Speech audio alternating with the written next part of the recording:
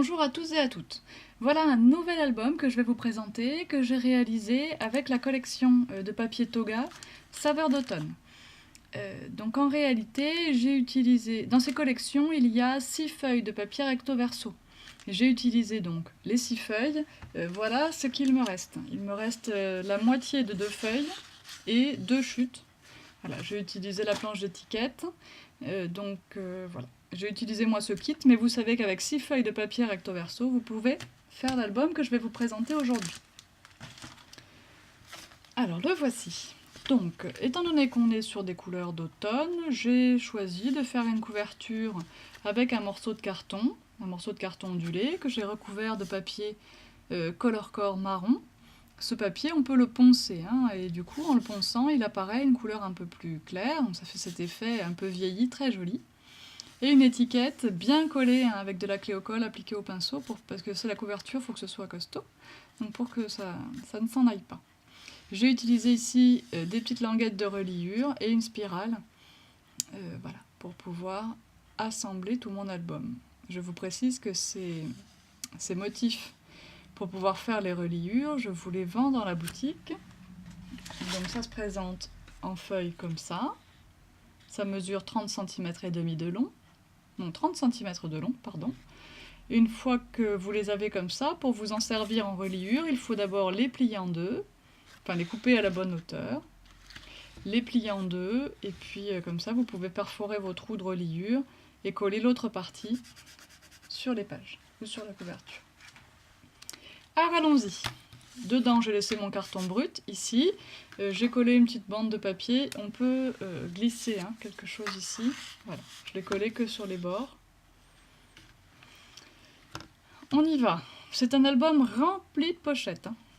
Ici, 2 petits tags qui sont cachés dans une pochette assez grande, donc on pourrait même en mettre plus si on voulait. On pourrait aussi mettre un seul grand tag. Comme c'est la couverture, j'ai préféré faire comme ça. Et ici, j'ai fait un petit peu comme un panneau accroché. Voilà, j'ai mis 2 petits œillets, un bout de ficelle.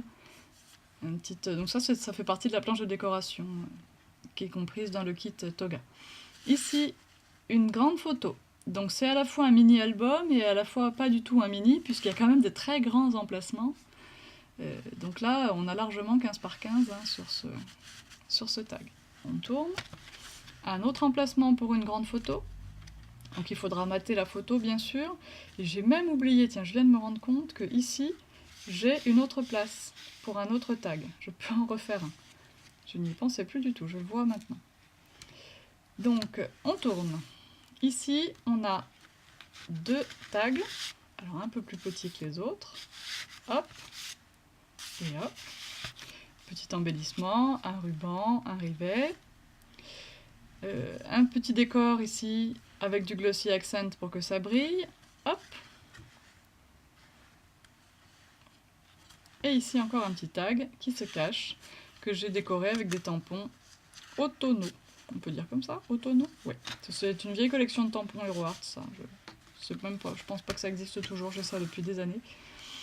Alors, ici, des petits tags, j'ai mis des petits oiseaux, puisque j'avais un papier à oiseaux. Là, j'ai choisi de ne pas coller cette pochette pour avoir vraiment un grand emplacement ici. J'ai là une petite étiquette qui n'est pas collée, qui est juste fixée sur une attache parisienne là. Toujours un grand tag, il y en a un grand par page. Là, un tag, une petite étiquette avec des rivets, un petit embellissement là, une grande photo, 2 tags en forme de planche à découper, j'aime bien ça, ça rappelle le pique-nique je trouve. Ici, toujours notre grand emplacement pour photo, on tourne, grande place pour une photo, mon tag a perdu sa ficelle, là, hop, on tourne, on a encore ici une petite cachette, on ouvre,